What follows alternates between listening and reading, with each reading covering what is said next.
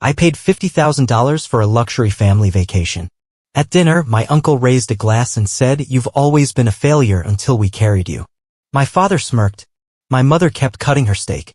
They laughed until I made a toast. By the end of the night, dinner didn't taste so good anymore. "You've always been a failure until we carried you." Uncle David's voice rang out over the clinking glasses. Loud, confident, like he just said something clever. A few people laughed. Not because it was funny, but because that's what they always did. My father irked into his wine. My mother just kept cutting her steak like she didn't hear a thing. I sat there, swirling my drink, staring at the people around this long, expensive dining table. Every single one of them was enjoying the vacation I paid for. $50,000. Flights. Private chef. Oceanfront villa. Everything. And yet somehow I was still the loser. Because I didn't follow their plan. I wasn't the golden child like my brother Matt who took over the family business. I wasn't the perfect daughter like Olivia who married a rich lawyer and threw charity galas for show. I was the black sheep. The one who dropped out of law school. The one who chose to work with septic tanks instead of sitting in an office. The one who started a dirty business instead of a respectable one. Duke of Drains, Matt once called me at a Christmas dinner thinking he was the funniest guy in the world. Captain of the cesspools, Uncle David had added. At least someone in the family knows how to clean up a mess, I had shot back, earning a few gasps. But that's the thing. They laughed. They mocked. They made jokes about how embarrassing it must be that I made my living pumping out septic tanks and hauling waste. Yet, they never asked how much I actually made. They never bothered to check the numbers when I started signing city contracts. Never noticed when I expanded to industrial clients. Never realized that dirty money paid for this whole vacation. I exhaled slowly, feeling the usual anger creep in. The kind I always swallowed down. The kind I let slide off my shoulders because family is family, right? Nah, not this time. I stood up, raising my glass. A toast. Everyone turned. A few eyebrows lifted. I never made toasts. To family, I started, keeping my voice light. To the people who always remind me where I came from. A few chuckles. Matt leaned back in his chair, smirking. He thought I was playing along. I smiled. And to me, I said, for paying for this entire trip. Silence. Uncle David's grin faded. My mother finally looked up. My father's fingers tightened around his glass. $50,000, I continued, swirling my drink. For the villa. The food. The endless bottles of wine you've all been enjoying. I took a sip, letting the words sink in. So, cheers, I said, lifting my glass higher. To the failure who somehow managed to pay for everything, with clean money from a dirty job. Dead silence. Matt looked like he'd swallowed a lemon. Olivia let out a nervous laugh. Oh, come on, David was just joking. Yeah, Uncle David muttered. Just a joke. I looked at him and smiled. Funny. I don't hear anyone laughing. I downed the rest of my drink and sat back down. Dinner suddenly didn't taste so good for them anymore. I leaned back in my chair, waiting for someone to speak. But they didn't. My father cleared his throat like he was about to say something wise, but instead he just swirled his wine. Uncle David stared at the table as if he had just noticed the pattern on the tablecloth. My mother acted like none of this concerned her. But I saw it. I saw the way the truth was gnawing at them. What's wrong? I raised an eyebrow. Is the truth hard to swallow? Or is it just difficult to admit that this failure paid for all of this? It's not about the money, my brother Matt finally spoke, setting down his fork. It's about status. I laughed. Oh really? And tell me, does status pay the bills now? Matt frowned but quickly regained his usual confidence. Don't be so simple-minded, brother, he said, straightening his posture. We're building something bigger than just making money. The family business is about prestige, tradition, influence. You wouldn't understand that because you chose, well, you know. I drummed my fingers on the table. Yeah, let's talk about that. About your prestigious business. The one that, if I'm not mistaken, is barely staying afloat. The flicker of tension across Matt's face was satisfying. Tell me, who paid for last year's corporate losses? I tilted my head. Oh right, Dad had to take out another loan. And what about Olivia's little boutique? Still in the red, isn't it? Yet somehow I'm the one being laughed at when I'm the only one at this table who can afford to take the whole family on a vacation without begging for an extension from the bank. Asterisk. Matt's jaw tightened. That's not the point, he snapped. There's more to life than just making money. It's about respect. Influence. Being part of something bigger. I smirked. Right? So let me get this straight. If you struggle and barely make ends meet, it's building a legacy. But if I actually succeed in my field, I'm still a joke because my work isn't glamorous enough for you. Matt clenched his teeth. Money isn't everything. I picked up my glass and took a slow sip. Tell that to the waiter when the bill comes. Silence. Because no matter how much they talked about status, when it came down to it, I was the only one keeping this family's luxurious lifestyle running. And they knew it. Silence lingered over the table like a heavy fog, thick with everything they wanted to say but couldn't. Or wouldn't. Matt clenched his jaw. Olivia avoided eye contact, suddenly fascinated by her wine glass.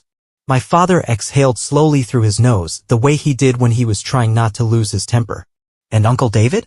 He just sat there, drumming his fingers against the table, still processing the fact that I had just thrown their entire idea of success back in their faces. Money isn't everything, Matt repeated, his voice tighter this time. I chuckled, shaking my head. Right? And yet, for some reason, none of you could afford this trip. Funny how that works, huh? Olivia finally spoke, her tone overly sweet, the way she always got when she was trying to keep the peace. Look, no one's saying what you do isn't important. Oh, really? I raised an eyebrow. Because last I checked, every time my job came up in conversation, you all acted like I should be embarrassed. Like I should be ashamed of building something from the ground up just because it doesn't come with a fancy title or a corner office. Matt scoffed. Come on, it's not the same.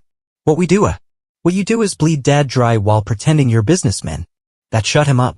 For a moment, nobody spoke. The only sound was the distant crash of waves against the shore outside. The villa, the private chef, the endless bottles of imported wine, it all suddenly felt absurd. This entire trip, this whole facade of a family vacation, was built on the illusion that we were still the same family we had been years ago. But we weren't. I wasn't. And they hated that. I exhaled through my nose and leaned forward, placing my elbows on the table. You know what really gets me? The hypocrisy. Matt rolled his eyes. Oh, here we go. I ignored him. You all love to talk about status and legacy and prestige. But when it comes down to it, none of you actually do anything. You sit around, living off a name that means less and less every year, waiting for Dad to fix your problems while looking down on me for actually working. Dad finally spoke, his voice calm but firm. That's enough. I turned to him, my expression unreadable. Is it? Because I'm just getting started. He exhaled, rubbing his temples. No one is doubting that you work hard. But there are certain expectations in this family. Certain responsibilities. Responsibilities? I laughed bitterly. Like what? Pretending everything's fine while Matt's big business plans sink faster than a lead weight? Covering for Olivia's terrible investments? Smiling while you all pretend that without your help I wouldn't have made it. Olivia flinched. Dad's jaw tightened. That's not fair. Isn't it? Silence.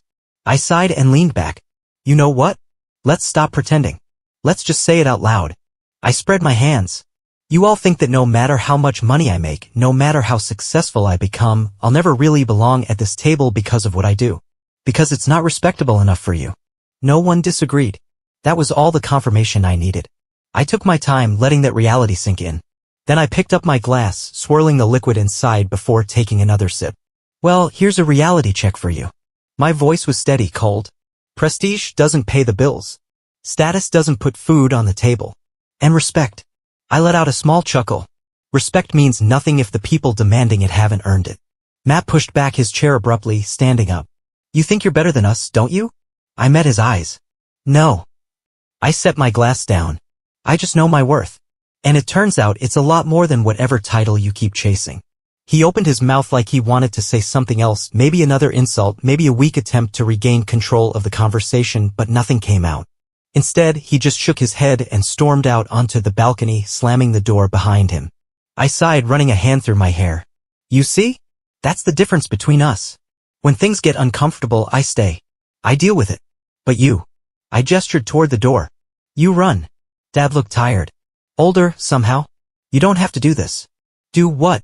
I gave a humorless smile. Speak the truth? His lips pressed into a thin line. You're still part of this family. I stared at him for a long moment. Then I shook my head. No, I said simply. I'm your son, sure. But family? Family doesn't treat you like this. I pushed back my chair and stood up. Where are you going? Olivia asked hesitantly. To enjoy the rest of my vacation. I turned to face them one last time, my expression unreadable. You're welcome, by the way. And with that I walked out, leaving them to sit in the mess they had made. This time I wasn't the one cleaning it up. I spent the next 2 days actually enjoying my vacation. Without the constant backhanded comments and judgmental stares, the villa finally felt like paradise. I swam in the infinity pool overlooking the ocean, took my morning coffee on the balcony in peace, and even treated myself to a private fishing trip. For once, I wasn't just funding luxury, I was living it. But of course, the silence from my family didn't last. On the third evening, just as I was returning from a beachside dinner, I found my father waiting for me in the villa's lounge, a half-empty glass of whiskey in his hand. "We need to talk." I sighed, tossing my sunglasses onto the table. "Do we?" "Sit down." I didn't. "Fine," he exhaled, rubbing his temple. "I'll just get to the point. The business is in trouble." I smirked. "No kidding. This isn't a joke." "Neither was my career, but that never stopped you from laughing at it." His eyes flickered with irritation, but he held his composure. "Look, I know we've had our differences." I scoffed. "Differences? You mean the part where you and the rest of the family treated me like a second-class citizen because I wasn't sitting in some cushy office pretending to be important?" "That's not fair," he said, but there was no real conviction behind it. I folded my arms. "Tell me, what's really going on? Because if you're here, alone, without Matt or Olivia, it means you're desperate. And I love to hear why." He sighed again, heavier this time, and set his glass down. "We're hemorrhaging money. The last few years have been rough, but now it's bad. We lost a few key investors, and Matt's last expansion attempt was a disaster. The bank won't extend another loan. If we don't do something fast, the company could collapse." I let the words sink in. "So, that's why they needed me now. Not because they suddenly saw my worth. Not because they regretted treating me like an outsider. But because their golden child, their precious legacy, had driven the business straight into the ground." "And let me guess," I said, leaning against the counter, "you want me to help bail you out?" He didn't say anything, which was answer enough. I let out a short laugh, shaking my head. "You know, Dad, it's funny. A few nights ago, you were all sitting around that dinner table making sure I knew that no matter how much money I made, I'd never be your equal. And now here you are asking me for help. It's not just about us," he said, frustration creeping into his voice. "There are employees who rely on us. Families who need their paychecks. This isn't just about pride." I tilted my head. "You sure about that? Because if this were only about protecting jobs, you'd have swallowed your ego and asked me for help before everything went to hell. Instead, you waited until you had no other choice." Silence. I sighed and crossed my arms. "Let me guess. You don't just need cash, you need someone with actual business sense to clean up Matt's mess, right?" Dad didn't answer. He didn't need to. I scoffed. "Wow. So let me get this straight. I was never good enough to sit at your table as an equal, but now I'm suddenly good enough to fix all your problems? Is that it?" "You're still part of this family," he said, trying to sound reasonable. I laughed. "That's rich. When did I become family again?" "The moment you needed my bank account." Dad's patience finally snapped. "For God's sake, son, stop being so petty. This is about something bigger than you." I stepped closer, lowering my voice. "No, Dad. This is the first time this has ever been about me." I grabbed my sunglasses off the table and turned toward the stairs. "Where are you going?" "To get some sleep." I shot him a look over my shoulder. "And just so we're clear, I'm not giving you a dime." His expression darkened. "You're willing to let your own family fail?" I smiled. "No. I'm just finally willing to let you deal with your own consequences." And with that, I left him standing there, alone with his whiskey and his regrets. I knew my father wouldn't just let it go. Rich, powerful people never do. They don't hear the word no. They don't believe in consequences, at least not for themselves. So, when I woke up the next morning to find my mother sitting on the villa's patio, sipping tea like she was waiting for me, I wasn't surprised. "Good morning, darling," she said smoothly, as if last night's conversation had never happened. I grabbed a coffee from the kitchen and sat down across from her, not bothering with pleasantries. "Did Dad send you?" She smiled, but it didn't reach her eyes. "Your father is upset. He doesn't understand why you're being so stubborn." I snorted. "Oh, I don't know, Mom. Maybe it's because you've all spent years making sure I knew I wasn't good enough for this family. Except now that you need my money, suddenly I'm valuable." "Don't be dramatic," she said, placing her cup down gently. "This is about family. About responsibility. No, this is about control." I leaned back in my chair. "You don't actually care about my success, Mom. You just hate that I built something without you." Her expression hardened, just for a second, before she recovered. "That's not true." I sighed, rubbing my temples. "Mom, what do you want?" "We want you to be part of something bigger." She folded her hands neatly on the table. We want you back in the family business. I actually laughed. You mean the failing business? The one that Matt ran into the ground. It's not failing. The bank disagrees. I shook my head, still smiling. This is unbelievable. For years you all mocked my work. And now that I'm successful, you suddenly want me to drop everything and come running back? Why? Because now I'm useful. You've always been useful, dear, she said smoothly. Just not in the right way. That one stung. She saw it in my face and pushed forward. You have potential, but you've wasted it in. She gestured vaguely. Sanitation. I clenched my jaw. You mean in running a profitable business? The one that's more successful than yours. That's not the point. Then what is the point, Mom? I leaned forward. Because from where I'm sitting, it looks like you and Dad don't actually care what I do. So long as it fits into your perfect little image of what success should look like. Image matters, she snapped, finally breaking her calm. This family has a legacy to protect. You don't understand how important that is. I shook my head, standing up. No, you don't understand. I don't need your approval. I never did. And I'm done playing by your rules. I turned to walk away, but her next words stopped me cold. What about Matt? I paused. She took the opportunity to keep talking. He's your brother. If the business fails, what happens to him? What happens to his kids? To Olivia? To all of us? There it was. The guilt trip. I turned back slowly. So that's it, huh? You can't convince me with insults, so now you're trying to guilt me into saving Matt. I'm asking you to do the right thing. I laughed bitterly. No. You're asking me to sacrifice myself so you don't have to deal with the mess you created. You're asking me to clean up after Matt. Just like I've always had to clean up after this family. Silence. She looked at me with something almost like pity. You don't get it, do you? No matter how much money you make, no matter how successful you become, you'll never have what we have. The respect. The status. I smiled. Respect, I said slowly. You mean the kind of respect that disappears the moment the money runs out? She didn't answer. I nodded, as if I had finally figured something out. See, that's the difference between us, Mom. I built something real. Something that doesn't crumble the moment you take the fancy name away. I don't need your respect. And I sure as hell don't need your approval. I took one last sip of my coffee. So no, Mom. I'm not saving Matt. I'm not saving your business. I'm not saving any of you. I set the cup down on the table and turned toward the door. You want someone to clean up your mess? I glanced over my shoulder. Hire a professional. I hear sanitation pays well. And with that, I walked away, leaving my mother in stunned silence for the first time in her life. I should have known they wouldn't take no for an answer. The first sign came a few days later, when I got a call from an old business associate. Someone I hadn't spoken to in years. Hey man, I just wanted to give you a heads up, he said cautiously. Your name's been coming up in some weird conversations. Some people are saying your business isn't as legit as it looks. I exhaled through my nose. Let me guess. My family? I didn't say that. You didn't have to. It was classic damage control. If they couldn't get me to help them willingly, they'd try to pressure me into it. They'd call my work low class, spread rumors that I was just another guy with a truck and a pump. Not a real entrepreneur.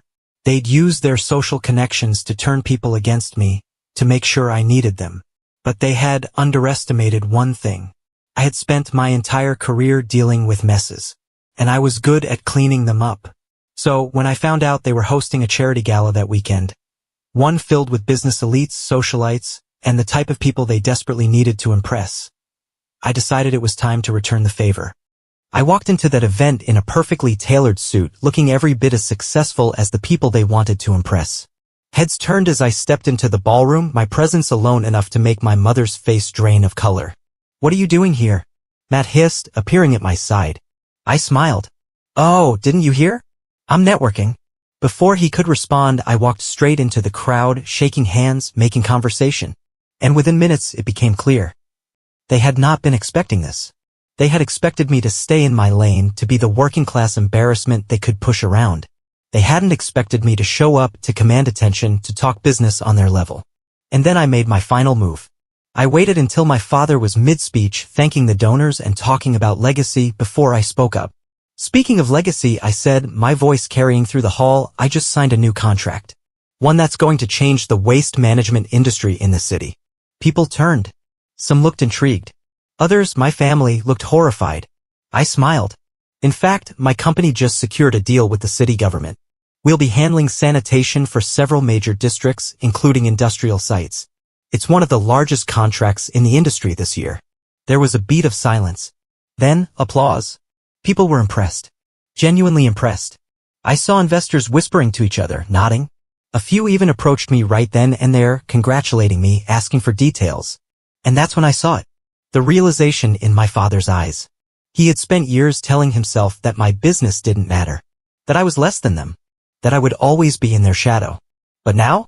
Now I had just eclipsed them in front of their entire world. My mother tried to salvage the moment, laughing lightly. Oh, well, dear, you've always been hands-on. I turned to her, still smiling. Yes, Mom. And that's why I build things while your business falls apart. Matt gritted his teeth. You think one contract changes anything? No, I said easily. But the fact that I don't need you does. And with that, I took a glass of champagne from a passing waiter, lifted it in a mock toast, and walked away. Because for the first time in my life, I had nothing left to prove. 1 year later, I sat in my office reviewing contracts when my assistant knocked. Sir, your father is here to see you. I didn't react right away. I just let the words sit there, let them settle. Should I tell him you're unavailable? I glanced out the window of my high-rise office. The city stretched below me, a view that once would have seemed impossible. But now? Now it was mine. I took a slow breath. No. Send him in. A minute later, my father walked in. He looked smaller, thinner. The weight of a failing business and a crumbling legacy had finally caught up to him. You're doing well, he said, glancing around. I nodded. I am. He hesitated, then finally spoke. The business is failing. I didn't react. Matt's tried everything. Olivia too. But we can't hold it together anymore. I waited. We need help. And there it was. The thing they had sworn would never happen. I let out a slow breath. You spent years telling me I wasn't good enough.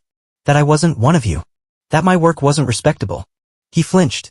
And now you want me to save you? It's not like that, he said quickly. We're family. I leaned forward. No. We're not. The words hit like a slap. You don't mean that, he said quietly. I held his gaze. Yes, I do. For the first time I saw it, realization.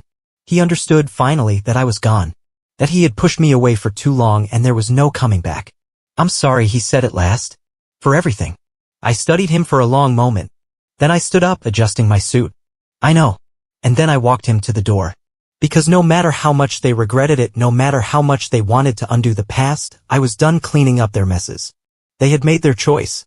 And I had made mine.